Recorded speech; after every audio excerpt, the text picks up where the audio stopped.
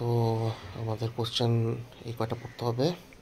Describe the forces that severe serve to limit the ability of management to manage financial statement. So কোন কী কী রিজনে financial ম্যানেজাররা financial স্টেটমেন্টকে properly manage করতে পারে না তাদের মতো করে। ফার্স্ট অফ অল হচ্ছে accounting standards and regulation.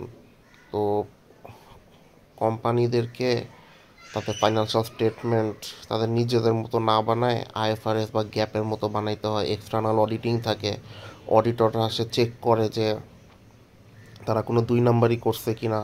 Corporate governance mechanism, company নিজস্ব কিছু রুলস অ্যান্ড রেগুলেশনস থাকে যে অনুযায়ী তাদেরকে ফাইন্যান্সিয়াল স্টেটমেন্ট বানাইতে হয়। ক্যাপিটাল মার্কেট ডিসিপ্লিন, ক্যাপিটাল মার্কেটে যখন একটা কোম্পানি ঢুকে তখন ক্যাপিটাল মার্কেটে কিছু রুলস রেগুলেশনস থাকে যেটা ফলো করে তাদেরকে ফাইন্যান্সিয়াল স্টেটমেন্ট তৈরি করতে হয়। Legal and regulatory oversight, government অডিটরও থাকে লাইক ট্যাক্সেশন, এনবিআর, টেনবিআর। সো তাদের মতো করে সব কিছু প্রিপেয়ার করতে হয়। রেপুটেশন কনসার্ন, ম্যানেজমেন্টকে এমন করে যে কোম্পানি অ্যানুয়াল রিপোর্ট দেখতে সুন্দর না বা প্রেজেন্টেশন সুন্দর না সেটা কেন একটা ব্যাড ইমপ্রেশন জন্মায়, যাদেরটা সুন্দর তাদের কেন একটা গুড ইমপ্রেশন জন্মায়, সেখানে রেপুটেশনের ব্যাপার আছে।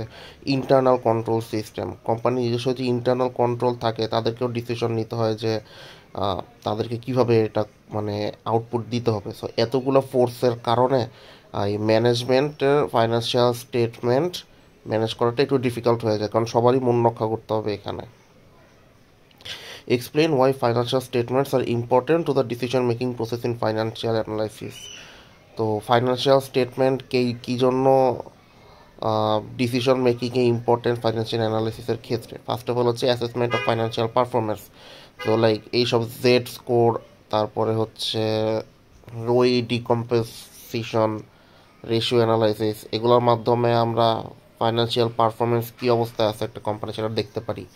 তারপরে সেই কোম্পানি কোন ফাইন্যান্সিয়াল পজিশনে আছে সেইটা দেখতে পারি। তাদের ক্যাশ ফ্লো প্যাটার্ন কীরকম, ইনফ্লো বেশি না আউটফ্লো বেশি সেটা দেখতে পারি। তাদের ফরকাস্টিং আর যে ভ্যালুয়েশন করতেছে তারা সেটা কোন কোন গ্রোথ রেট ধরে করতেছে, কী ধরে করতেছে সেটা দেখতে পারি। Decision making for investors and creditors. So investor আর ক্রেডিটররা এসব রেশিও টেশিও দেখে ডিসিশন নিতে পারে কোম্পানির কী অবস্থা। Based on that they can invest or disinvest. Monitoring management performance, ম্যানেজমেন্টকে এই কোম্পানির পারফরমেন্স মনিটর করার জন্য এইসব অ্যানালাইসিস দেখতে হয়। কম্পারেবিলিটি অ্যান্ড বেঞ্চমার্কিং, একটা কোম্পানি কী অবস্থায় আছে সেটা একটা সিঙ্গেল স্কোর দ্বারা উপস্থাপন করার জন্য এই যে আলটিমেট জেডের যে ম্যাথগুলা মানে অনেক ভালো রেজাল্ট দেয়। Describe the criteria for recording liabilities. So liabilities যখন আমরা রেকর্ড করতে যাবো তখন কী কী ক্রাইটেরিয়া আমাকে অবশ্যই থাকতে হয়। First of all present obligation, A liability must represent a present obligation of the entity resulting from past transaction or event. The obligation may be legal or constructive, arising from established practices or policies that create valid expectation among stakeholders. তো present obligation আমাকে এইটা বলতেছে যে আমার বর্তমানে যে লাইবিলিটিটা আছে এটা নিশ্চয়ই পাস্টে আমি কোনো ধার নিছিলাম, সেইটার কারণে আমাকে প্রেজেন্টে একটা অব্লিগেশন তৈরি হচ্ছে যে আমাকে টাকাটা উইথ ইন্টারেস্ট ফেরত দিতে হবে, এইটাকে রিপ্রেজেন্ট করতেছে।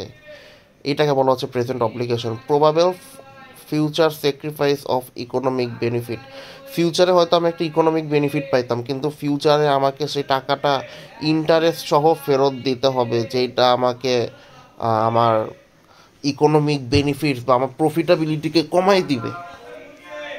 যেটা আমরা স্ট্যাট অ্যানালাইসিস দেখতে পারি যে একটা কোম্পানির লিভারেজ যদি বেশি হয় তার রিটার্ন অন অ্যাসেট কিন্তু কমে যায়। এর হচ্ছে reliable measurement, the amount of the obligation must be measurable with reasonable accuracy. If a reliable estimate cannot be made, the liability should not be recorded, so it may be disclosed in the notes as contingent liability. So একটা liability আমার কত টাকার হয়েছে সেটা আমাকে appropriately উপস্থাপন করতে হবে। কীরকম, যেরকম আমাকে যে লোনের উপরে যেই টাকাটা দিতে হয় সেই টাকাটাও যদি আমি না দিতে পারি, সেটাও একটা লাইবিলিটি ক্রিয়েট করে। তারপর আমি টাকা নিয়েছি 10 কোটি, আমাকে প্রতি বছর সেই টাকার জন্য দিতে হয় 2 কোটি টাকা। ইনকেস আমি 1 বছরে দিতে পারলাম না, তাহলে আমার লাইবিলিটি হয়ে দাঁড়াচ্ছে কত, 10 কোটি আর 2 কোটি, 12 কোটি টাকা। কিন্তু আমি আমার ফাইন্যান্সিয়াল স্টেটমেন্টে 10 কোটি টাকাই দেখাইলাম, তো এটা কিন্তু রিলায়েবল মেজারমেন্ট না। আমি যে 1 বছরে 2 কোটি টাকা পে করি নাই, টোটাল সামেশন যে 12 কোটি টাকা, সেটা কিন্তু আমাকে অবশ্যই দেখাইতে হবে। তো সেটা সহ আমাকে রিলায়েবলটা দেখাইতে হবে, result of a past transaction আর ইভেন্ট। যেটা আমরা একটু আগে প্রেজেন্ট অ্যাপ্লিকেশনে বললাম যে পাস্টে আমি কখনো কারো থেকে টাকা নিছি কোনো ফিউচারের দরকার জন্য বা প্রেজেন্টের কোনো দরকারের জন্য, সেইটাকে এখানে ড্র্যাগ ডাউন করে নিয়ে আসতে। তো recognition in accordance with accounting standard, আমি যে লাইবিলিটি রেকর্ড করব, সেটা রেকর্ড করার জন্য আমাকে অবশ্যই গ্যাপ অ্যান্ড আইএফআরএস যেই রুলস বলে, সেই রুলস অনুযায়ী আমাকে এটা রেকর্ড করতে হবে। আমি নিজে মন চাইলাম লেখা দিলাম, এরকম কিছু হবে না। কন্ডাক্ট দ্য পোর্টার 5 ফোর্সেস, আচ্ছা এগুলো তো দেখছোই।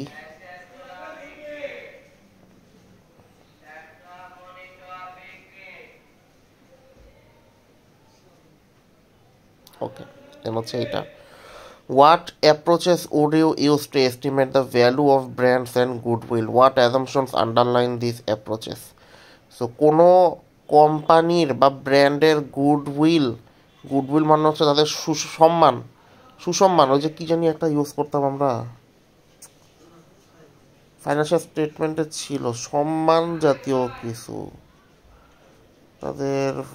তাদের সম্মান আর ওই টাইপের কিছু একটা।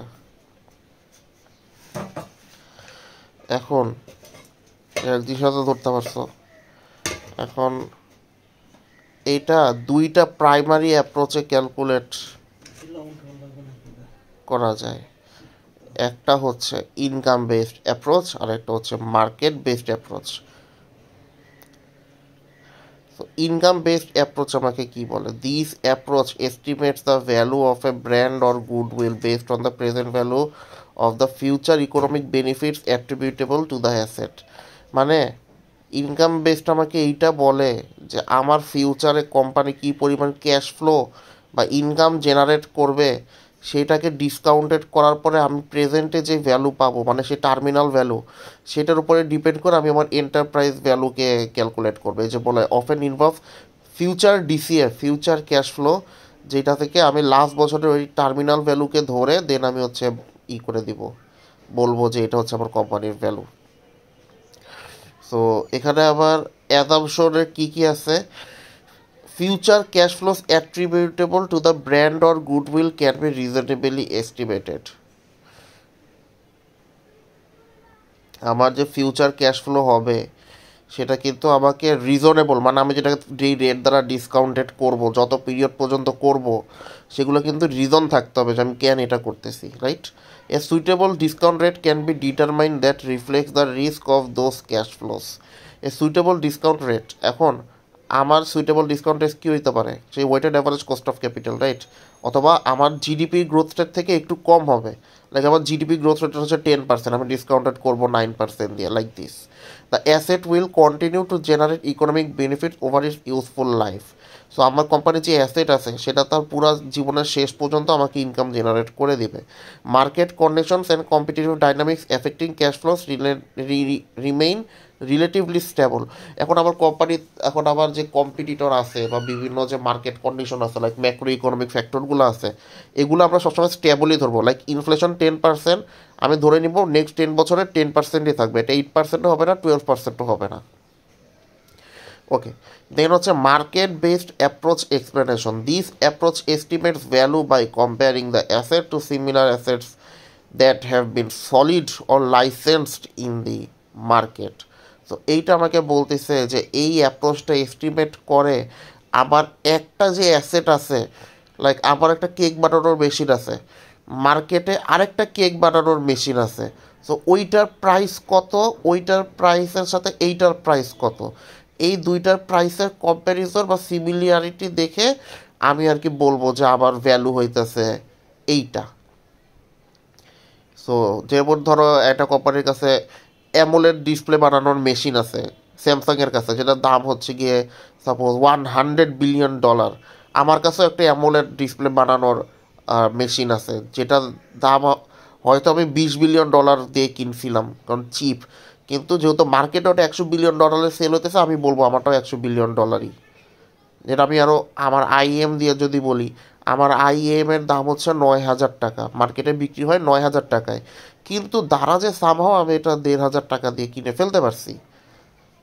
কিন্তু আমি যখন এটা বলি মানুষকে, আমি কিন্তু বলি না আমি 1,500 টাকায় কিনছি, আমি মানুষকে কি বলি, আমার এটার দাম হচ্ছে 9,000 টাকা, কারণ এটা দামে আসলেই 9,000 টাকা, কিন্তু আমি কমে কিনতে পারছি।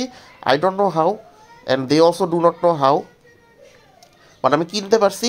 কিন্তু আমি মানুষকে এখন আমার গুড উইলটা কী বলতেছি, আমার এটার দাম 9,000 টাকা, আমি কিন্তু এটা বলতেছি না আমার এটার দাম 1,500 টাকা।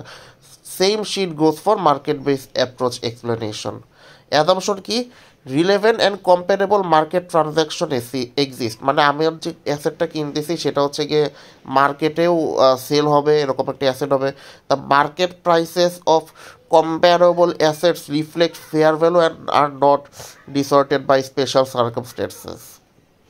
মানে আমার যে অ্যাসেটের ভ্যালু আছে, এটা হচ্ছে মার্কেটের অ্যাকচুয়াল যে ফেয়ার ভ্যালুটা, মার্কেটের অ্যাকচুয়াল যে ফেয়ার ভ্যালু সেটাকে রিফ্লেক্ট করতে হবে, তাই না? লাইক ব্ল্যাক আমি এখানে মার্কেট হইতেছে $100 বিলিয়ন, ব্ল্যাক মার্কেটে $150 বিলিয়ন, তবে ব্ল্যাক মার্কেটের প্রাইস আমরা বলতে পারবো না। Differences between the subject asset and comparable can be reasonably adjusted. আর আমার যেই মেশিন আর আরেকজনের যেই মেশিন, তো সেই মেশিনের মধ্যে একটা ডিফারেন্স থাকতেই পারে, কিন্তু সেগুলো কিন্তু আমাকে রিজন দেখাইতে হবে যে আমি ওইটার সাথে এইটা কেন কম্পেয়ার করতেছি। মানে আমার প্রোডাক্ট হইতেছে কেজেডের, এখন সেম টাইপের আইইএম হচ্ছে গিয়ে কি বলে অ্যামাজনও বানায়, কিন্তু ওইটার দাম আবার 32,000 টাকা। তো আমি যখন এইটাকে ওইটার সাথে কম্পেয়ার করব, তখন আমাকে কিন্তু রিজন দিতে হবে যে আমি একটা 9,000 টাকার হেডফোনকে কেন 32,000 টাকার হেডফোনের সাথে কম্পেয়ার করতেছি। দেন হচ্ছে cost based approach. So values the brand or goodwill based on the historical or replacement cost of creating the asset. So আমার এই অ্যাসেটটা কিনতে যত টাকা লাগছে বা সেটেল করতে যত টাকা লাগছে, সেইটার উপর ডিপেন্ড করে আমি আমার এই অ্যাসেটের ভ্যালুটা করব। ঠিক আছে, এটা এটা খুবই কম ইউজ করা হয়, কারণ পাঁচটা তো আমরা কম টাকা দিয়ে কিনতে পারি বা হয়তো বেশি টাকা দিয়ে কিনতে হয়েছে। Okay, so historical or replacement, এখানে অ্যাজাম্পশনগুলো কী কী, historical or replacement cost reasonably approximate the benefit the asset can generate. তিনি আমাকে বলতে historical or replacement cost reasonably approximates the benefits the asset can generate, মানে আমার যে হিস্টোরিক্যাল যে কস্টটা আছে সেইটা হচ্ছে আমার এই অ্যাসেটটা কি পরিমাণ ইনকাম জেনারেট করতে পারতেছে সেইটাকে যাতে অ্যাপ্রোপ্রিয়েটলি রিফ্লেক্ট করতে পারে। হচ্ছে no significant obsolescence or impairment effect the assets value. So হঠাৎ করে কোনো একটা কিছু যেটা আমার অ্যাসেটের ভ্যালুকে কমায় দিতে পারে, এরকম কোনো কিছুকে আমরা কনসিডারেশনে আনি না বা ধরি না। যেরকম এমন হইতেই পারে ওই এলাকার আবহাওয়া ওই মেশিনের জন্য ভালো না, তো ওটা আমার অ্যাসেটের লাইফ ভ্যালু কমে যাবে, কিন্তু আমরা ওটাকে কনসিডারেশনে আনবো না। Okay, what are the economic cost and benefits to airline from frequent flyer programs, what information would you need to measure this cost and benefit. এখন যারা হচ্ছে বিভিন্ন এয়ারলাইন্স কোম্পানি আছে তাদেরকে বিভিন্ন ফ্লায়ার প্রোগ্রাম করতে হয়। এখন এই ফ্লায়ার প্রোগ্রাম মানে কাইন্ড অফ মার্কেটিং, এইটা করার জন্য তাদের কি খরচ হইতেছে আর কি কি বেনিফিট হইতেছে। সো আমার বেনিফিটগুলো কি কি হইতেছে সেগুলো আমরা আগে দেখি। ইনক্রিজ কাস্টমার লয়্যালটি, যেহেতু encourage passengers to choose the airline repeatedly to accumulate points or rewards, lead to higher load factors and revenue stability. So increase customer loyalty বলতে যেহেতু আমি ফ্রিকুয়েন্টলি বিভিন্ন প্রোগ্রাম নিচ্ছি, সো কাস্টমারের মাথার মধ্যে এইটাই খালি ঘুরে যে এই যাই এই কোম্পানিতেই যাই, যেটা ইউএস বাংলা এয়ারলাইন্সেরটা আমরা দেখি। Ability to charge premium prices, so loyal customer যারা আমার হয়ে যাবে তাদেরকে আমি আরেকটু বেশি কোনো সার্ভিস দিয়ে লাইক ফার্স্ট ক্লাস সার্ভিস দিয়ে তাদের কাছ থেকে আমি অনেক এক্সট্রা চার্জ নিতে পারবো। Data collection and customer insight, আমি আমার যে প্যাসেঞ্জারের যে বারবার আমাকে দেখতেছে, তো তাদের কাছ থেকে আমি কি পরিমাণ রেসপন্স পাচ্ছি সেটা নিয়ে আমি একটা ডাটা কালেকশন ইনসাইট বানাইতে পারি। Partnership revenue. পার্টনারশিপ কোম্পানিগুলা বিভিন্ন ব্যাংক, ক্রেডিট কার্ড কোম্পানি, হোটেলের সাথে পার্টনারশিপে যায়, যাতে করে তারা ওখান থেকেও টাকা পায়, ওদেরও লাভ হয়। ব্যারিয়ার্স টু কম্পিটিটরস, যেহেতু আমি এত পরিমাণে অ্যাডভার্টাইজিং করতেছি, তো অন্য কোনো কোম্পানি হঠাৎ করে এসেই আমার মার্কেটটা খেয়ে দিতে পারবে না, এখানে একটা ব্যারিয়ার থাকবে। ইকোনমিক কস্টগুলা কী কী এয়ারলাইন্সের? Reward fulfilment cost, cash outflows occur when points are redeem for flights, upgrades or partner services, include direct cost and opportunity cost. এখন পয়েন্টটা বলতে এখানে কি বুঝাইতেছে? পয়েন্টটা বুঝাইতেছে যে তুমি যতবার প্লেনে যাতায়াত করবা, তোমাকে তার একটা কুপন টাইপ কিছু দিবে। যখন তুমি 10টা কুপন জমায় ফেলবা, তখন তুমি একটা টিকিট ফ্রি পাবা। এই টাইপের একটা জিনিস মিন করে এখানে পয়েন্ট বলতে। তো যখন তুমি একটা কাস্টমার 10টা কুপন নিয়ে আসবে কোম্পানির কাছে, তখন তো কোম্পানিকে সেই একটা টিকিট ফ্রিতে দিতে হবে, রাইট? সো তাদের একটা ক্যাশ আউটফ্লো দিতে হয়ে যাচ্ছে এটার মাধ্যমে। প্রোগ্রাম অ্যাডমিনিস্ট্রেশন কস্ট, এখন এইটার জন্য তাদের যে টেকনোলজি, তাদের যে স্টাফ, যে মার্কেটিং আছে, ওগুলোর জন্য তাদের একটা খরচ আছে, সে খরচটা হইতেছে। দেন হচ্ছে লাইবিলিটি রিকগনিশন। এখন যেই পয়েন্টগুলা আর্ন করে ফেলছে কাস্টমাররা, কিন্তু তারা এখনও রিডিম করে নাই, রিডিম করে নাই টিকেটের জন্য, এটা কিন্তু তাদের জন্য একটা লাইবিলিটি হিসাবে শো হবে ব্যালেন্স শিটে। দেন হচ্ছে পটেনশিয়াল ডিলিউশন অফ রেভিনিউ। আচ্ছা, তো কন্টিনিউয়াসলি এরকম ডিসকাউন্ট দিতে থাকলে মানুষ হচ্ছে অনেক বেশি যাতায়াত করবে, আবার হচ্ছে আমার এটার কারণে কিন্তু আমার মানুষ রিডেমশনও বেশি করবে, আমার খরচটাও কিন্তু বেশি হয়ে যাবে। এখন এমনও হইতে পারে যে একটা কাস্টমার 10বার ট্রাভেল করলো, 10বার ট্রাভেল করার পর তার ট্রাভেল করার দরকার নেই, সে তার 10টা কুপন আরেকটা মানুষের কাছে, হয়তো ওই টিকিটের দাম হয়তো 20,000 টাকা, সে একটা কাস্টমারের কাছে 10 বা 12,000 টাকা বা 15,000 টাকায় সেল করে দিল, মাঝখান থেকে সে 15,000 টাকা পেয়ে গেল, আর ওইদিকে ওই লোকটারও 5,000 টাকা লাভ হইল, আর এয়ারলাইন্সের 20,000 টাকায় লস হইল। আর কি বলছে, আমার এগুলোর জন্য কি কি ইনফরমেশন দরকার? ওকে, সে যে ইনফরমেশনগুলো দরকার সেটা হচ্ছে আমার কাস্টমারের ডাটা, যে কাস্টমার কত তারা মানে কত ফ্রিকোয়েন্টলি ট্রাভেল করে, তাদের ইনকাম কেমন, পয়েন্টস ইস্যুস অ্যান্ড রিডিম, আমি কী পরিমাণ পয়েন্ট ইস্যু করছি, কী পরিমাণ পয়েন্ট রিডিম করছি, আমার রেভিনিউ ডাটা, আমার অপারেশনাল কস্ট, আমার পার্টনারদের সাথে যে এগ্রিমেন্ট গেছি সেই এগ্রিমেন্টের অবস্থা, দেন হচ্ছে অ্যাকাউন্টিং এস্টিমেটস, মানে আমার ডিসকাউন্ট রেট, আমার যে ভ্যালুগুলো হবে সেগুলো ডিসকাউন্ট মিসকাউন্ট করা। এখন এস্টিমেটসটা বাদ দিতে পারো, এটা একটু ইরিলেভেন্ট জিনিস। Okay, what is a necessary condition for the usefulness of a ratio of financial numbers, explain. So আমি যে রেশিও ক্যালকুলেট করব, এটার জন্য আমার কোন জিনিসটা সবচেয়ে বেশি ইউজফুল? একটা হচ্ছে নিউমেরেটর, আর একটা হচ্ছে denominator. Must be measured in the same units or be comparable in economic significance. In other words, the ratio must be meaningful and interpretable, reflecting a valid relationship between two quantity. এখন ratio অ্যানালিসিসে আমরা always দুইটা quantity রাখতে হয় না? Like profit মার্জিনের সূত্র কি? Net profit divided by total asset. তো ওখান থেকে আমি পাইলাম সাপোজ 0.15। সো এই 0.15 শুড মিন সামথিং। এই 0.15 কী মিন করতেছে? 0.15 মিন করতেছে আমার কাছে যত অ্যাসেট আছে সেই অ্যাসেটের মাত্র 15%কে আমি ইনকাম জেনারেট করতে পারতেছি, হইতেছে, বা এই অ্যাসেটের দাম 100 টাকা, এটা আমাকে 15 টাকা ইনকাম জেনারেট করে দিচ্ছে। দিস ইজ দ্য মিনিং, ঠিক আছে? সো এইরকম জিনিসটা থাকতে হবে, সেটা হচ্ছে নিউমেরেটর অ্যান্ড ডেনোমিনেটর, যেটার একটা মিনিংফুল ইন্টারপ্রেটেবল এন্টিটি থাকবে, যেটা আমি এখন বললাম। এখন এগুলা কোন কোন কন্ডিশন বা কি কি জিনিস থাকা দরকার? ফার্স্ট অফ অল হচ্ছে ইকোনমিক রিলেভেন্স, মানে আমি যে রেশিও আউটপুটটা সেটার একটা ইকোনমিক্যাল রিলেভেন্স থাকতে হবে। লাইক রিটার্ন অন অ্যাসেট আমি বলতেছি, যেটা বললাম কেবল সেটা। কনসিস্টেন্সি অ্যান্ড অ্যাকাউন্টিং মেজারমেন্ট, আমার যে রেশিওটা তৈরি হচ্ছে বা যে আউটপুটটা তৈরি হচ্ছে সেইটা কিন্তু মানে সিমিলার হইতে হবে। যেরকম ধরলাম আমি এক একবার টোটাল অ্যাসেট ক্যালকুলেট করলাম আইএফআরএস এর রুলসে, আরেক বছরে আমি টোটাল অ্যাসেট ক্যালকুলেশন করলাম গ্যাপের রুলসে। সো এটা করা যাবে না, আমাকে কনসিস্টেন্ট অ্যাকাউন্টিং প্রিন্সিপালসে তৈরি করতে হবে। আইএফআরএস মানে সারা জীবন আইএফআরএস, গ্যাপ মানে সারা জীবন গ্যাপ। যদি চেঞ্জ করতেই হবে, there should be valid reasoning why you are changing the accounting policies under what condition. Then হচ্ছে comparability over time on across firms. Ratios are most useful when they can be compared across period for the same firm or across firms in the same industry.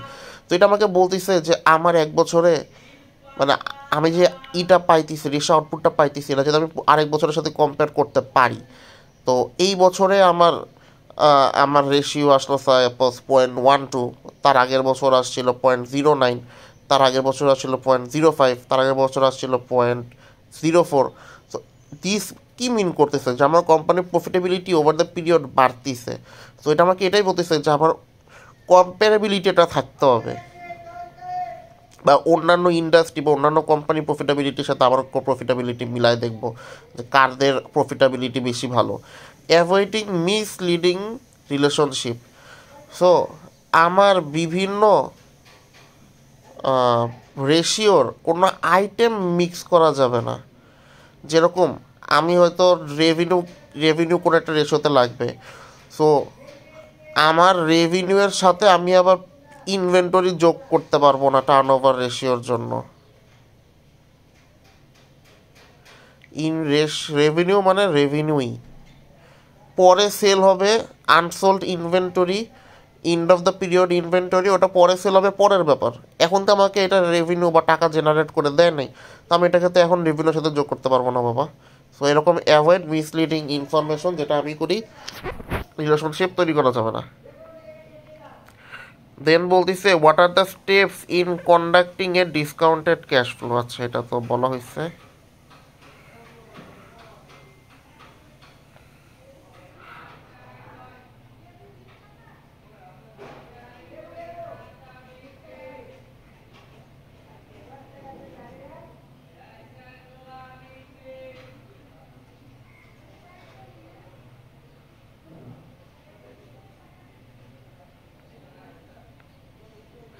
আচ্ছা, এইগুলাও দেখছো, কিন্তু এখানে যে সূত্রগুলো আছে, এই সূত্রগুলো চাইলে এইভাবে দেখে নিতে পারো, ওইখানে এরকম প্লেন দেওয়া ছিল।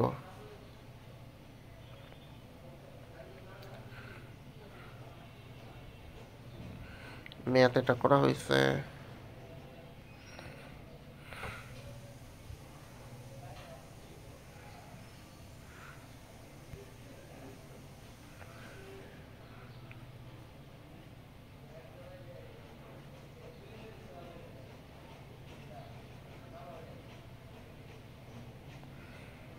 এখানে একটা 9 পয়েন্ট সামথিং ওটা আছে।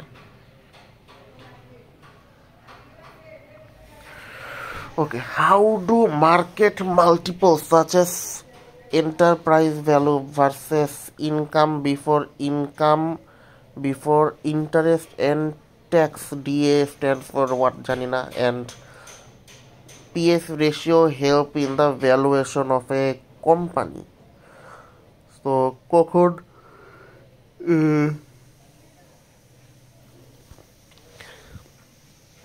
enterprise value to earnings before interest, tax, depreciation and amortization helpful? So EV/EBITDA compares the total value of the firm, enterprise value, which includes market capitalization, debt and minority interest minus cash, to its operating cash flow proxy EBITDA. It is wisely used because EBITDA approximates operating cash flow before non-cash charges and financing decisions, making it suitable for comparing firms with different capital structures. So EV/EBITDA আমাকে কি বলতেছে? একটা company financial যে output net income পর্যন্ত যাওয়ার কারণে সেই কোম্পানির যে ক্যাপিটাল স্ট্রাকচার, কোম্পানির প্রোডাক্ট সেলিং, কোম্পানির সেই সব কিছু বাদ দেওয়ার পরে তো আমরা নেট ইনকাম পাই, তাই না? But that net income doesn't justify the কোম্পানির অ্যাকচুয়াল ভ্যালু। রিজনটা কি? এখন আমি একটা প্রোডাক্ট সেল করছি, লাইক ব্যাট, 1 লক্ষ কোটি টাকা। সেই 1 লক্ষ কোটি টাকার মধ্যে আমার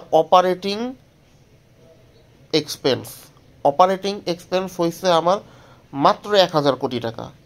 তাহলে আমার ইনকাম হইল কত? ইনকাম হইল আমার 99,000 কোটি টাকা। এখন চিন্তা করো, এই 99,000 কোটি টাকা থেকে আমাকে ইন্টারেস্ট দিয়ে দিতে হয়েছে সাপোজ 5,000 কোটি টাকা গেল। ট্যাক্স দিয়ে দিতে হবে, আমরা কি শিখছিলাম, 50,000 কোটি টাকা। তো আরও 50,000 চলে গেল, 55,000 কোটি টাকা শেষ।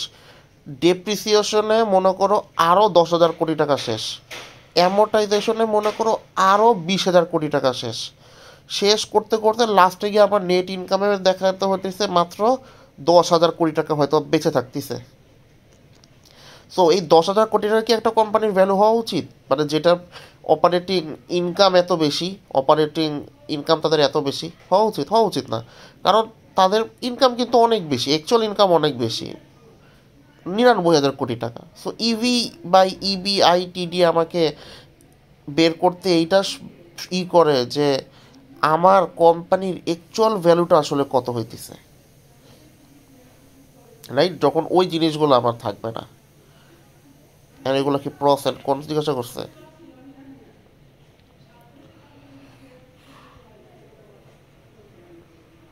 আচ্ছা, না, প্রোস অ্যান্ড কনস এগুলো তাইলে দেখার দরকার নেই।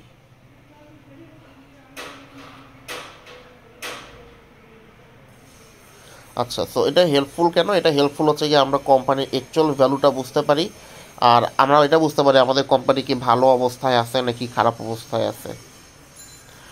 প্রাইস টু সেলস, আচ্ছা, এবার হচ্ছে price to sales ratio. So PS ratio compare a firm's market capitalization to its annual revenue.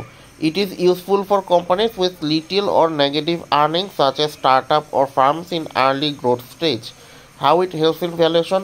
Analysts multiply the industry median PS ratio by the target from sales to estimate its equity value. Provides a simple measure of how the market value each dollar of revenue. So PS রেশিওটা আমার কীভাবে কাজ করতেছে? PS রেশিওটা আমার মার্কেটে, আমার কোম্পানির একটা ক্যাপিটাল আছে না, লাইক পুরো মার্কেটে দেখা গেল সবার ক্যাপিটাল মিলানোর পরে বা সবার টোটাল অ্যাসেট মিলানোর পরে 10 লক্ষ কোটি টাকা আসলো। তো আমারটা ধরলাম প্রায় 1 লক্ষ কোটি টাকা। তার মানে কি, আমার মার্কেট ক্যাপিটালাইজেশন হচ্ছে 10%, আর আমার অ্যানুয়াল রেভিনিউ সাপোজ হচ্ছে 5,000 কোটি টাকা।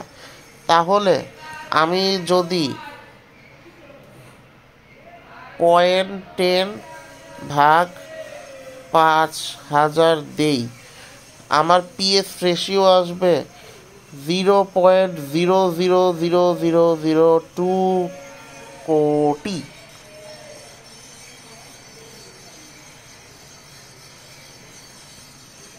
তো এইটা আমাকে বুঝাইতেছে যে আমার কোম্পানির অ্যাকচুয়াল ভ্যালুটা কত। মার্কেটে যে অবস্থা, মানে মার্কেটে যে কোম্পানির অবস্থা, সেইটার সাথে আমার কোম্পানির কতখানি ডেভিয়েশন, মানে আমার কোম্পানি কি ভালো অবস্থায় আছে না খারাপ অবস্থায় আছে, এর জন্য পিএস রেশিওটা ইউজ করে। পিএস রেশিওটা হচ্ছে খুব একটা বেশি রিলায়েবল কোনো সূত্র না। এটা শুধুমাত্র যখন নতুন একটা ফার্ম হয় তখনই শুধুমাত্র ইউজ করা হয়।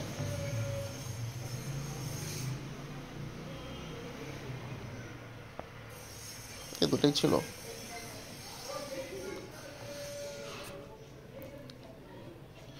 Explain the use of the comparable company analysis method in valuation. So CCA analysis কি? ট্রেডিং মাল্টিপল অ্যানালাইসিস এটাকে বলা হয়। এইটা হচ্ছে একটা relative valuation method use to estimate a company's value by comparing it to similar publicly traded company. তো CCA কি, আমার কোম্পানিকে আমি এমন একটা কোম্পানির সাথে কম্পেয়ার করব পাবলিকলি ট্রেডেড, যে কোম্পানির অবস্থা কাইন্ড অফ সেম, লাইক আমরা আমাদের ওরিয়ন ফার্মার সাথে কম্পেয়ার করছি রেনেটা ফার্মাকে। এখন এটা স্টেপসগুলো কী কী, অ্যাডভান্টেজগুলো কী কী, লিমিটেশনসগুলো কী কী, সেটা আমরা দেখব। তো ফার্স্ট অফ অল আমাকে একটা কোম্পানি সিলেক্ট করতে হবে। সিলেক্ট করলাম, তারপর হচ্ছে আমি কোনটার বেসিসে আর কি কম্পেয়ার করব, like price earning ratio, price to book ratio, price to sales ratio, নাকি এন্টারপ্রাইজ ভ্যালু, নাকি আমার অন্যান্য বিভিন্ন প্রফিটাবিলিটি মেট্রিক্স বা মাল্টিপলস আমি ইউজ করব, সেগুলো আমি চেক করব। দেন হচ্ছে আমাকে সেই মাল্টিপলস বা রেশিও ক্যালকুলেট করতে হবে। দেন হচ্ছে অ্যাডজাস্ট ফর আউটলায়ার্স। এখন যদি এমন কোনো ভ্যালু থাকে যেটা আমার ডাটাকে প্রবলেমেটিকের মধ্যে ফেলাইতেছে, সেটা আমি ঠিক করব, লাইক হেটারোস্কেডাস্টিসিটি, তারপরে হচ্ছে কোরিলেশন, মাল্টি কোলিনিয়ারিটি, এই ধরনের প্রবলেম আমি এগুলোকে সরাই দিব। দেন হচ্ছে আমি আমার টার্গেট কোম্পানির যে তাদেরটাও চেক করব, তারা কোন পজিশনে আছে। তারপরে আমার যে এন্টারপ্রাইজ ভ্যালু, সেইটার সাথে আমি বিভিন্ন ইন্ডিপেন্ডেন্ট ভ্যারিয়েবলস রেখে সেটা স্ট্যাটার মতো রান করে দেখব যে আমার জেড ভ্যালু কত আসতেছে। তো জেড ভ্যালু দেখে আমি বুঝতে পারি যে এই ভ্যারিয়েবল এইটা এতখানি চেঞ্জ হইলে ওইটা ততখানি চেঞ্জ হবে, লাইক যেটা আমরা জানি, এটা আমরা সেন্সিটিভিটি অ্যানালাইসিস বলতেছে। এটার অ্যাডভান্টেজ কি? অ্যাডভান্টেজ হচ্ছে আমার ইজিলি বোঝা যায় ইনভেস্টররা অন্যান্য কোম্পানিতে, এইরকম ভ্যালুর কোম্পানিতে কীরকম ইনভেস্ট করতেছে, আর এটা খুবই ইজি আর কুইকলি করা যায়। ইউজ ফর বেঞ্চমার্কিং, আমি হচ্ছে এটা ইজিলি ভ্যালুয়েশন করতে পারি আমার কোম্পানি, ওই কোম্পানির তো এরকম ভ্যালু আছে, তাহলে আমার কোম্পানিরও সেম ভ্যালুই হবে। এটা লিমিটেশনগুলো কি, রিলায়েন্ট অন কম্পারেবল, এটা হচ্ছে কি আমার কম্প্যারিজনের উপরে dependent. Ignore farm specific fundamental, এখন ওই কোম্পানির হয়তো কোনো একটা আলাদা স্ট্রেংথ পয়েন্ট আছে, কিন্তু আমার কোম্পানির কোনো স্ট্রেংথ পয়েন্ট নাই, আমারটা জেনারেলাইজড। ওরা দেখা যায় একটা প্রোডাক্ট সেল করে 100 টাকা লাভ করে, আমি 10টা প্রোডাক্ট সেল করে 100 টাকা লাভ করি। তো এটা হচ্ছে ইগনোর ফার্ম স্পেসিফিক ফান্ডামেন্টাল, এই জিনিসটাকে ইগনোর করে। মার্কেট ভলাটিলিটি, তারপর হচ্ছে এটা মার্কেটের বিভিন্ন কন্ডিশন, লাইক বিভিন্ন মার্কেট ম্যাক্রো ইকোনমিক ভ্যারিয়েবলস, সেগুলোকে আমার ইগনোর করে। Discuss the concept of application to the price to earnings ratio in valuing company. So PE রেশিওটা কি? পিই রেশিও হচ্ছে আমার সবচেয়ে বেশি ইউজ হয় একটা ভ্যালুয়েশন মেথড। এটা হচ্ছে আমার দেখায় একটা কোম্পানির মার্কেট ভ্যালুয়েশন কত, মানে তারা যে আর্নিং করতেছে এইটার উপর বেসড করে সেই কোম্পানির মার্কেটে তাদের ভ্যালু কত। অ্যান্ড এটা আরও হচ্ছে কি আমরা এটা থেকে ডিসিশন নিতে পারি আমার কোম্পানির গ্রোথ কেমন হচ্ছে, রিস্ক কেমন, প্রফিটাবিলিটি কেমন, এগুলা। ঠিক আছে, পি রেশিও আমরা কি জানি, price, market price per share, আমার শেয়ারের মার্কেট প্রাইস কত ডিভাইডেড বাই আমার ইপিএস, আর্নিং পার শেয়ার কত। সো একটা আমরা জানি ডিএসির আন্ডারে সব কোম্পানির শেয়ার হওয়ার কথা 10 টাকা, কিন্তু মার্কেট ভ্যালুয়ের কারণে রেকিটের এক একটা শেয়ারের দাম 5,000 টাকা, আর ওইদিকে ওদের ইপিএসও হইতেছে সাপোজ 200-300 টাকা। এখন 5,000কে যদি আমি 300 দিয়ে ভাগ দিই, বা ধরলাম 250 টাকা ভাগ 250, তাহলে আমার কি আসতেছে, পি রেশিও আসতেছে 20:1। এখন 20 ইজ এ হিউজ নাম্বার। এখন আমার একটা হায়ার পি রেশিও আমাকে ইন্ডিকেট করতেছে investors are willing to pay more for each dollar of expense. তার মানে কি বোঝাচ্ছে, কোম্পানির শেয়ার হোল্ডাররা 1 টাকা ইনকাম পাওয়ার জন্য 20 টাকা পর্যন্ত দিতে রাজি আছে, তাই না? 20:1 মানে কি, তারা 1 টাকা ইনভেস্ট করার বিনিময়ে, 20 টাকা ইনভেস্ট করার বিনিময়ে 1 টাকা আর্ন করার জন্য তারা রাজি আছে। এইটা হচ্ছে একটা ইন্টারপ্রিটেশন। এখন এটা ভ্যালুয়েশনে কী জন্য বা কীভাবে ইম্পর্টেন্ট ফেলাইতেছে, এখন এইটা অনুযায়ী আমি দেখতে পারি আমার ইন্ডাস্ট্রিতে অন্যান্য যে কোম্পানি আছে তাদের ক্ষেত্রেও সেম হচ্ছে কি হচ্ছে না, বা হইলে কী জন্য হইতেছে, বা ওদেরটাই কেন হচ্ছে না আমারটাই কেন হচ্ছে। তো সেইটা অনুযায়ী আমি একটা ডিসিশন নিতে পারি। ঠিক আছে, এস্টিমেটস এক্সপেক্টেড রিটার্নস। এখন এইটা অনুযায়ী আমি একটা ডিসিশনে আসতে পারি যে এটার সূত্রটা কি। সূত্রটা হচ্ছে 1 - dividend pay out ratio, dividend pay out মানে 1 - dividend pay out amount or ratio divided by R - G। এটাকে আমরা ডিকম্পোজ করতে পারি। ডিকম্পোজ করে আমরা আমাদের স্টকের অ্যাকচুয়াল ভ্যালু কত, তাই না? আমরা স্টকের ভ্যালু তো যে বের করা শিখছিলাম এই উপরেরই একটা ম্যাথে, যে সাপোজ আমার কোম্পানির মার্কেট ভ্যালু 50 টাকা, আমি ডিভিডেন্ড দিচ্ছি হইতেছে 1 টাকা 5.75 টাকা, আমার কস্ট অফ ইকুইটি হইতেছে 9.6%, আর আমার গ্রোথ হইতেছে গিয়ে আমি বের করব। তো আমি এইভাবে আমার গ্রোথ বের করতে পারি। আমার এখান থেকে আমি আমার মার্কেটের ধরো গ্রোথও যদি দিয়ে দেই, আমি আমার তাইলে অ্যাকচুয়াল স্টকের ভ্যালু কত সেটাও আমি বের করতে পারি। এই যে ভ্যালু অফ বিপি, ঠিক আছে, দিলে আমি এই যে আমার অ্যাকচুয়াল ভ্যালু কত, মার্কেটের ভ্যালু 50 টাকা কিন্তু আমার স্টকের ভ্যালু হচ্ছে 34 টাকা, তার মানে কি আমার স্টক ওভার ভ্যালুয়েশন করা হয়েছে। তো এরকম করে আমরা এই বিভিন্ন ডিসিশনটা আমরা কি করতে পারতেছি, নিতে কিন্তু পারতেছি। ভালো ভালো ডিসিশন। অ্যাডভান্টেজেস অফ সিসিএ, এটা হচ্ছে মার্কেটের উপরে বেস করে ডিসিশন নিচ্ছি, যেটা মার্কেটে আমাদের অ্যাকচুয়াল ভ্যালু এনে দেয়, টাকা এনে দেয়। কুইক অ্যান্ড সিম্পল, এটা হচ্ছে কি আমরা ইজিলি ইমপ্লিমেন্ট করতে পারতেছি, এটা খুবই ফাস্ট। ইউজড ফর বেঞ্চমার্কিং, এটার মাধ্যমে একটা স্কোরের মাধ্যমে আমরা বিভিন্ন মেজর ডিসিশন নিতে পারতেছি। এটার লিমিটেশনসগুলো কী কী? লিমিটেশনস হচ্ছে রিলায়েন্ট অন কম্প্যারেবলস, এটা হচ্ছে কি পুরোপুরি কম্প্যারিজনের উপরে ডিপেন্ড করে। এইটা হচ্ছে বিভিন্ন ফার্মের স্পেসিফিক ফান্ডামেন্টাল, মানে কেউ একটা প্রোডাক্ট সেল করে 100 টাকা লাভ করে, কেউ 10টা প্রোডাক্ট সেল করে 100 টাকা লাভ করে, বা 1000টা প্রোডাক্ট সেল করে 100 টাকা লাভ করে। সেরকম ফার্ম স্পেসিফিক ফ্যাক্টরকে তারা ইগনোর করতেছে। মার্কেট ভলাটিলিটি মানে হচ্ছে মার্কেটের বিভিন্ন কন্ডিশন, তো সেগুলোকে আমরা অ্যাভয়েড করতেছি। সিসিও দেখলাম নাকি, হাই হাই, যাই হোক আবার তো দেখলামই। অ্যাডভান্টেজটা কি? অ্যাডভান্টেজ আর ডিসঅ্যাডভান্টেজ না, এগুলোই দিয়ে দিতে পারো, একই জিনিসই।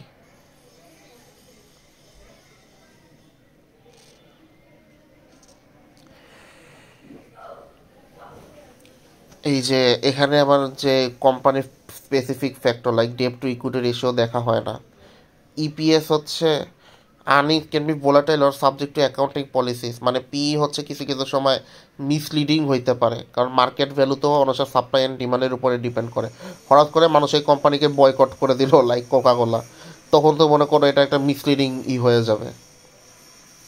অ্যাডভান্টেজগুলো সেই সেমই থাকবে, ডিসঅ্যাডভান্টেজে একটা দুইটা অ্যাড হইতেছে আর কি। এই হোয়াট ইজ সেন্সিভিটি অ্যানালাইসিস, এই সেন্সিভিটি অ্যানালাইসিস এটা আমরা দেখছি। ওকে, briefly describe the 6 interrelated sequential steps in financial statement analysis. Financial statement অ্যানালাইসিসের জন্য আমাদের যেই সিকোয়েন্সিয়াল অ্যানালাইসিস আছে, মানে যেই অ্যানালাইসিস আছে সেটা সিকোয়েন্সটা কি। ফার্স্ট অফ অল হচ্ছে গিয়ে আমি কি অ্যানালাইসিস করব, কোন অ্যানালাইসিস করব, কার করব, কী জন্য করব, এই পারপোজ আর কনটেক্সটটা আমাকে ডিফাইন করতে হবে। দেন আমাকে সেই অনুযায়ী ডাটা কালেক্ট করতে হবে। ডাটা কালেক্ট করার পরে আমাকে আমার ফাইন্যান্সিয়াল স্টেটমেন্টে অ্যাডজাস্ট করতে হবে, মানে তোমার রিসার্চের জন্য তোমাকে ডাটাটা ওইরকম করে সাজাইতে হবে, ঠিক আছে? তোমার যেই ডাটা দরকার ওইগুলো তোমার ওইরকম করে সাজায় নিতে হবে। দেন হচ্ছে কন্ডাক্ট প্রিলিমিনারি অ্যানালাইসিস, তোমাকে ফার্স্ট অফ অল কিছু normal basic analysis like liquidity, solvency, profitability, efficiency, market ratio, তারপর trend horizontal analysis, vertical analysis, এগুলো তোমাকে অ্যানালাইসিস করে দেখতে হবে। দেন এখানে আমাদের কী কী অ্যাবনর্মালিটি আছে, কোন কোন প্যাটার্ন আছে সেগুলো আমাদেরকে দেখতে হবে। এরপরে আমাকে এটার একটা ডিটেইলড অ্যানালাইসিসে যাইতে হবে। ডিটেইলড অ্যানালাইসিস আমরা কি দেখতে পাচ্ছি? ডুপন্ট অ্যানালাইসিস দেখতে পাচ্ছি, রোই ডিকম্পোজিশন দেখতে পারতেছি, কমন সাইজ ফাইন্যান্সিয়াল স্টেটমেন্ট, মানে অন্যান্য কোম্পানির সিমিলার টাইপ কোম্পানির ফাইন্যান্সিয়াল স্টেটমেন্ট আমরা দেখব। তারপর হচ্ছে তাদের ক্যাশ ফ্লো কীরকম, আমাদের ক্যাশ ফ্লো কীরকম সেটা দেখব। দেন ওই অনুযায়ী আমি একটা কী করবো, পুরো অ্যানালাইসিস অনুযায়ী আমরা একটা কনক্লুশন মেক করব, যে সেই কনক্লুশনে আমাদের টেবিল থাকবে, গ্রাফ থাকবে, বিভিন্ন এক্সপ্লেনেশন থাকবে, যেটা মিন করবে যে এ অ্যানালাইসিস থেকে এটা পাইছে, ওইটা পাইছে, এটার মানে এইটা, ওইটার মানে ওইটা, just like that. How can the quality of the balance sheet be assessed as a complete representation of economic position. তো এটা আমাকে বলতেছে একটা কোম্পানির ব্যালেন্স শিটকে আমরা কীভাবে অ্যাসেস করতে পারি, যেটা হচ্ছে আমার প্রপারলি রিপ্রেজেন্ট করবে আমার কোম্পানির ইকোনমিক যে পজিশন এটাকে টোটালি রিপ্রেজেন্ট করবে ঠিকভাবে। সো ফার্স্ট অফ অল আমাকে অ্যাসেট মেজারমেন্ট বা ভ্যালুয়েশনের সময় দুটো জিনিস মাথায় রাখতে হবে, যে ইকোনমিক ভ্যালু অ্যান্ড অ্যাকাউন্টিং ভ্যালুর মধ্যে ডিফারেন্স আছে। রিকগনিশন অফ ইনটেনজিবল অ্যাসেট, অনেক অনেক অ্যাসেট আছে যেগুলো আমরা দেখতে পারি না বা জানি না, লাইক ব্র্যান্ডস, প্যাটেন্টস, গুডউইল, এগুলাকে আমাদের আইডেন্টিফাই করতে হবে, যেগুলো আমাকে ইউজ করতে হবে। অফ ব্যালেন্স শিট আইটেম, কিছু কিছু আইটেম আছে যেগুলো আমরা দেখাই না কিন্তু ওগুলো আমার ভ্যালুকে এদিক ওদিক করে, like operating lease, research and development, investment, সেগুলো আমরা দেখাই না, ওগুলো দেখাইতে হবে। ইকোনমিক ভ্যালু হইতেছে ওই যে মার্কেট ভ্যালু, আমার কি হইতেছে না হইতেছে। এই দেশে যেরকম ফার্মাসিউটিক্যালস কোম্পানি অনেক বেশি ভ্যালু, দেন হচ্ছে ব্যাংকের ভ্যালু অনেক বেশি। লাইবিলিটি মেজারমেন্ট, লাইবিলিটি মেজারমেন্টের মধ্যে আমার এটা প্রপার ওয়েতে হচ্ছে কি না, মানে লাইবিলিটি ওই যে আমরা লাইবিলিটি মেজারমেন্টের জন্য যা যা দরকার ওই অনুযায়ী কমপ্লিটলি করছি কি না সেটা দেখতে হবে। আমার ডাটা অ্যাকুরেট কি না সেই অ্যাকুরেসিটা মেনটেন করতে হবে। প্লাস লং টার্ম ডেপ্ট আর শর্ট টার্ম ডেপ্ট সেটা অবশ্যই আইডেন্টিফাই করে বলে দিতে হবে। ইকুইটি রিপ্রেজেন্টেশনে আমাকে কোনটা শেয়ার হোল্ডার্স ইকুইটি, কোনটা রিটেন আর্নিং, কোনটা আমার রিজার্ভ, কোনটা ডিভিডেন্ড, এই পুরাপুরি আমাকে এটা ভালো করে রিপ্রেজেন্ট করে দিতে হবে। ট্রান্সপারেন্সি অ্যান্ড ডিসক্লোজার, আমার কোম্পানির ব্যালেন্স শিট যে প্রপার ওয়েতে তৈরি হয়েছে, এখানে কোনো দুই নাম্বারই নাই, আমি সব কিছু এখানে ডিসক্লোজ করবো এবং ট্রান্সপারেন্ট রাখবো। কম্পারেবিলিটি অ্যান্ড কনসিস্টেন্সি, আমার যে ফাইন্যান্সিয়াল স্টেটমেন্ট বা ব্যালেন্স শিট এটা অবশ্যই আরেক বছরের ব্যালেন্স শিটের সাথে কম্পেয়ার করা যাবে, প্রিভিয়াস ইয়ারগুলোর সাথে বা অন্য আরেকটা কোম্পানির সাথেও আমি কম্পেয়ার করতে পারবো, সেরকম করে আমাকে বানাইতে হবে। রিস্ক অ্যান্ড আনসার্টেনটি, তো রিস্ক অ্যান্ড আনসার্টেনটি অ্যাসেসমেন্টে আমাকে বলতেছে এমন অনেক রিস্ক বা আনসার্টেনটি থাকে যেটা আমার কোম্পানির ভ্যালুকে এফেক্ট করতে পারে, লাইক ইন্ডিয়ান কোম্পানি আমরা হঠাৎ করে বয়কট করলাম, কোকাকোলাকে আমরা হঠাৎ করে বয়কট করলাম। সো এই ধরনের জিনিসগুলোকেও কিন্তু আমাদের কনসিডারেশনে আনতে হবে। স্ট্র্যাটেজিক অ্যানালাইসিসের জন্য আমাদের ফ্রেমওয়ার্কটা কি? সো ফ্রেমওয়ার্কটা হচ্ছে first of all industry analysis করতে হবে। ইন্ডাস্ট্রি অ্যানালাইসিসে হচ্ছে আমাদের কোম্পানির যে পোর্টার্স 5 ফ্যাক্টর, মানে ইন্ডাস্ট্রির কি অবস্থা সেইটা আমাদেরকে বের করতে হবে। সেইটা বের করে আমরা দেখব যে কোম্পানির ওই ইন্ডাস্ট্রির ইনভায়রনমেন্টটা কেমন। দেন হচ্ছে ওই কোম্পানির কম্পিটিটিভ পজিশন কি, মানে অন্যান্য কোম্পানির থেকে তাদের কোন দিকে হচ্ছে গিয়ে তাদের কম্পিটিটিভ অ্যাডভান্টেজ ভালো, লাইক কস্ট লিডারশিপ, ডিফারেন্সিয়েশন, এগুলোতে তারা আগায় আছে কি না বা কোনটা আগে আছে। Strategic resources and capabilities analysis, internal strength and weakness. So এইটা আমাকে বলছে সোট অ্যানালাইসিস, যে আমার কোম্পানির ইন্টারনাল স্ট্রেংথ কি, উইকনেস কি, বা থ্রেট অপরচুনিটিস এগুলো কি দাঁড়াইতেছে, এগুলো আমার কোম্পানির ভ্যালুকে কীভাবে এফেক্ট করতেছে। ঠিক আছে, তুমি এটার মধ্যে 5 ফ্যাক্টরস অ্যানালাইসিস, সোট অ্যানালাইসিস আর পেস্টেল অ্যানালাইসিস দিয়ে দিলেও হবে ডিরেক্টলি লেখে, ওগুলোকে এখানে খুব ঘুরায় নাম লেখা হয়েছে। দেন হচ্ছে আইডেন্টিফিকেশন অফ কি সাকসেস ফ্যাক্টরস, কোন কোন ফ্যাক্টরসের কারণে আমার কোম্পানি অনেক বেশি প্রফিটেবল হয়েছে বা সাকসেসফুল হয়েছে, সেগুলোকে আবার আইডেন্টিফাই করতে হবে। মানে কোন প্রোডাক্টটা আমাকে অনেক বেশি প্রফিট এনে দিছে, ওই যে আমাদের ক্যাশ কাউ, কোয়েশ্চেন মার্ক, ওইগুলো। দেন হচ্ছে স্ট্র্যাটেজিক অপশনস অ্যান্ড চয়েস, আমাকে এখানে দেখতে হবে যে আমার কোম্পানির যে স্ট্র্যাটেজিক অপশনসগুলো আছে বা যে চয়েসগুলো আছে সেগুলো কি কি, সেগুলো আমাকে আইডেন্টিফাই করতে হবে। দেন হচ্ছে ইমপ্লিমেন্টেশন অ্যান্ড মনিটরিং, এরপরে আমি যত ধরনের রিপোর্ট টিপোর্ট তৈরি করছি সেগুলো উপরে বেসিস করে আমি বাজেটিং করব, কোম্পানিকে আমি অ্যালাইন করব, কোম্পানির বিভিন্ন মেজর ডিসিশন নিব, শেষ।